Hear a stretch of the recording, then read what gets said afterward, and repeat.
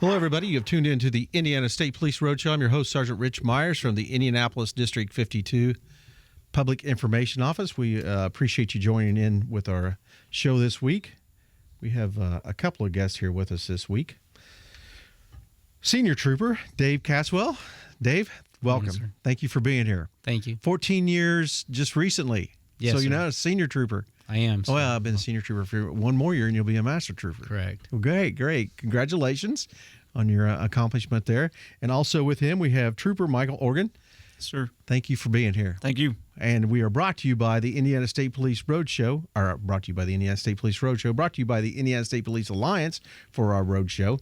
And the Cops for Kids, a subsidiary of the Indiana State Police Alliance. We thank them. We thank Tom Trial for putting us on YouTube. So we appreciate everybody's involvement in this program. And we think this is going to be a neat program because it's something that we've talked about before, but this is kind of new because you guys are just getting installed in this K-9 program that we have for the Indiana State Police, and you're new trainers, right? Or you're being trained. Correct. We're currently being trained to train the dogs. Okay, so you're from Bremen. Yes, sir. And you're from Putnamville. Yes, sir. Kind of different areas of the state, but so how many dogs do the Indiana State Police have? We're currently at about 40 dogs across the state. Now, is that all one kind of dog? Is that what we pretty much know out here is a drug dog or protection dog, or do we have other kind of dogs that we're counting into those numbers also? They're dual-purpose dogs. We also have some explosive detection dogs on the department, but our dogs are patrol dogs as well as narcotics detection dogs. Okay, so Mike, the word goes out. We need some more dogs at Putnamville. Yes, sir. They sent an email out asking anybody that would be interested in being a new handler. Okay.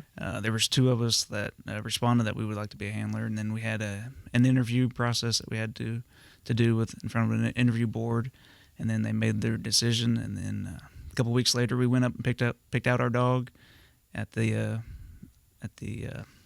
Von Lake. Yep. And then we started the class like a week later after that. Now, did you have a personal dog at home prior to this? I did not. So you never had any dog experience? I've had a dog. I didn't have a dog at the time. Okay. Did you have a dog? I do, sir. I have a female chocolate lab at home. Oh, really? Yes, sir. So do they get along all right, Dave?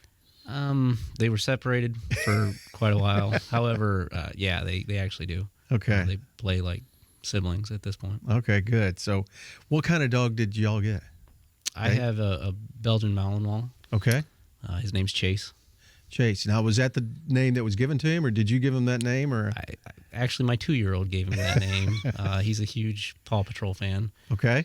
So when I told him that I was getting a police dog, he said, I asked him what his name should be, and he said, well, Chase.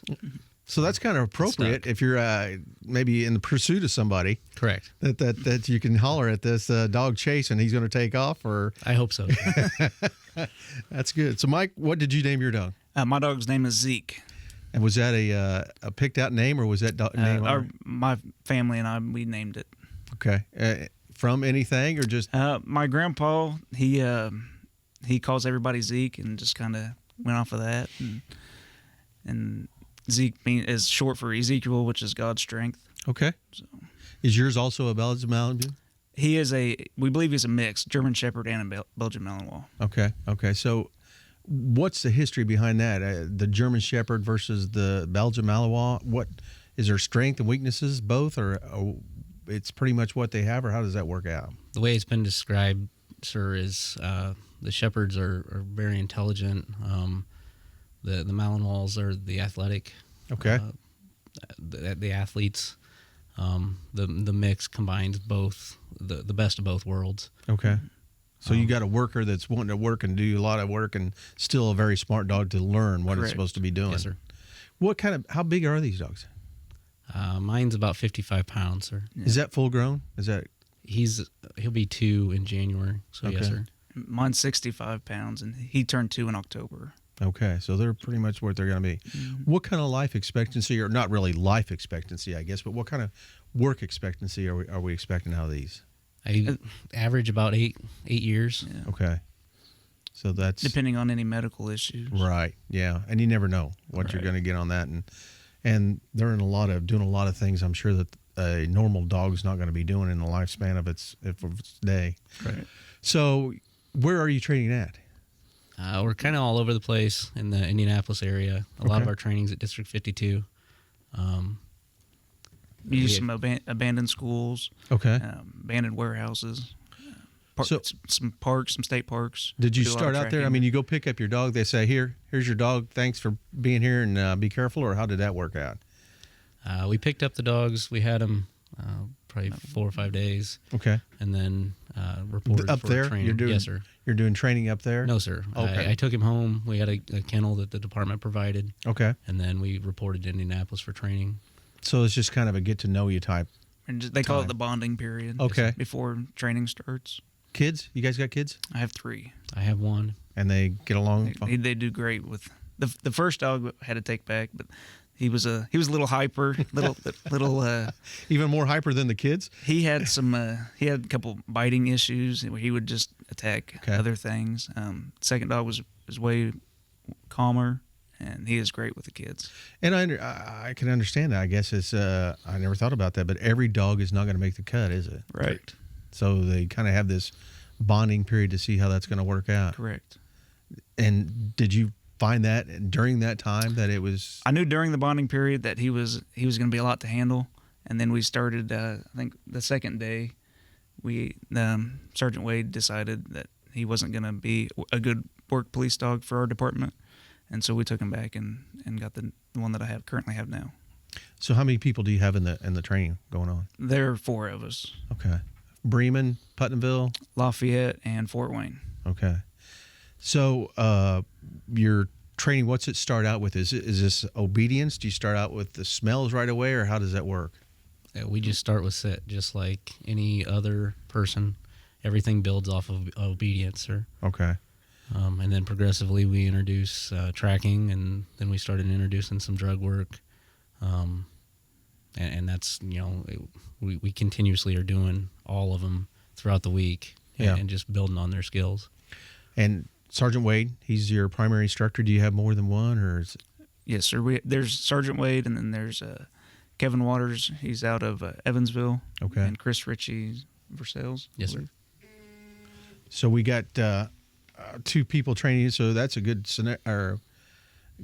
bunch there. 4 trainees and 2 trainers. So you got pretty much one-on-one experience there on what you're doing. Absolutely. And with only 4 students, we get extra reps in each day. So your obedience starts out. How does that work? Is it food? Is it play? Is it pleasure? How do they? Depends on the dog. Okay. My dog he responded when we did obedience with hot dogs as his reward. Hot dogs. Correct. And that's how we tried to start all the dogs. So no wonder he's 10 pounds heavier than this one. Right. With the bun, with ketchup, just plain, just cut up, just cut up. And that would be his reward. Okay. And then, however, Dave's dog did not like hot dogs. Really? They believe that he was actually trained Schutzen previously, and a part of that training is they would lay out pieces of hot dogs on a track, but they're not allowed to eat it. So he would not eat the hot dogs. That's kind of sadistic, isn't it? So he responded well to play. Okay. All of our training, it's all positive reinforcement. We don't lay a hand on the dog. There's no negative reinforcement. We build positively on their, when they respond well, then they get positive reinforcement. So do you carry hot dogs with you then? We don't anymore. That was just the first week or 2.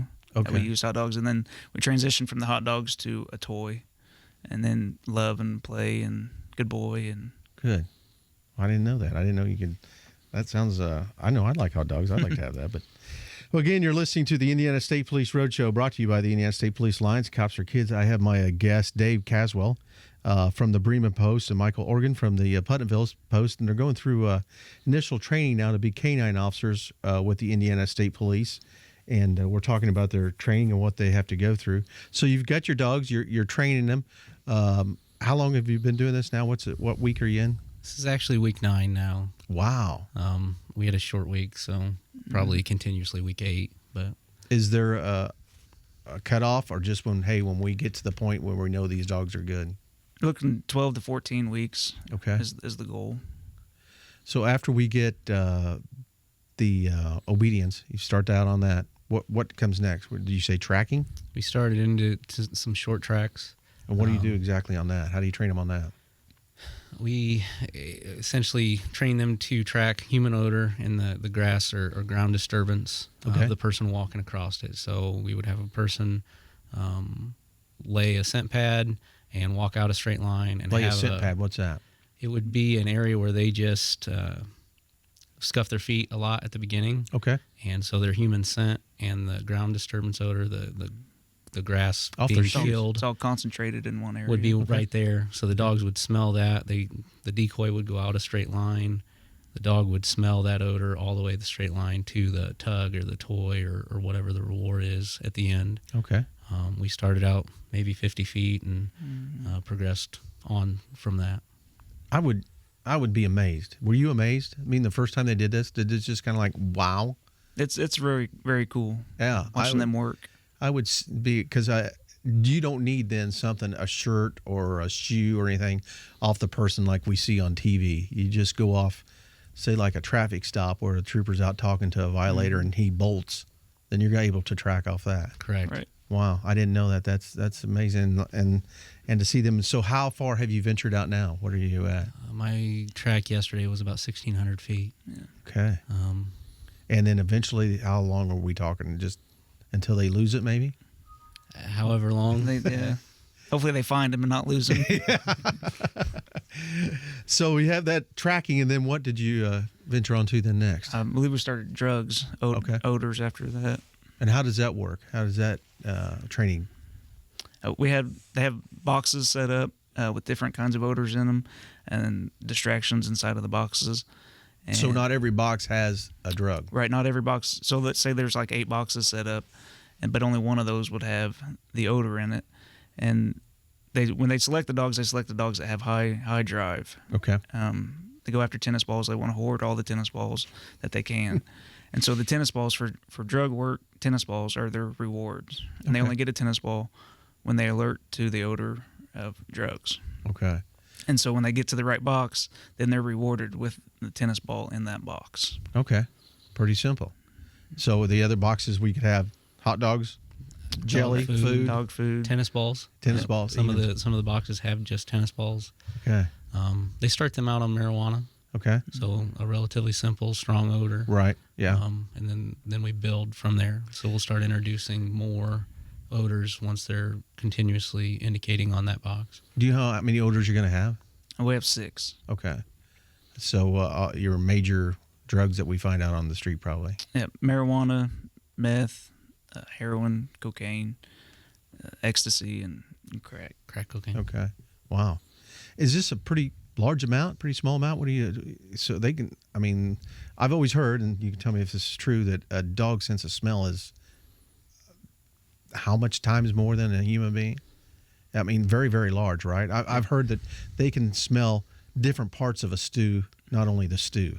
Correct. Right. The way it's been described to me is if we walk into a pizza restaurant, Right. we smell pizza. Correct. The dogs actually smell pepperoni, sausage, Yeah. green peppers, cheese, so on and so forth. They smell each individual odor. That's amazing. So they're probably using a very small amount on your training even.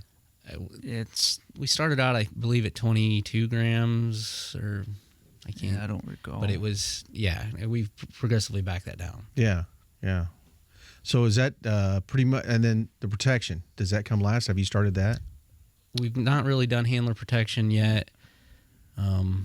Just a few real short Right. ones, but we will be doing handler protection as well towards the end of it. Now, do they search on leash or off leash? When they're tracking, they're on lead. Okay. But when we're doing like building searches for a suspect, they're usually off lead. Okay. Well, guys, we've run out of time. We're at the very end. I appreciate you coming in. Mike, Oregon, and Dave Coswell with the Indiana State Police K-9 program. Thanks for being in here, guys. Thanks Thank for you. what you do, and be safe out there. Thanks. All right. Well, again, you've been listening to the Indiana State Police Roadshow, brought to you by the Indiana State Police Alliance and Cops for Kids, subsidiary of the Indiana State Police Alliance. We want to thank them for their continued support of our program. We want to thank Tom Trial for putting us on here today on YouTube. Make sure that you are safe out there this holiday weekend, and be sure to have a safe travels. If if you are on the highways. Roadshow out.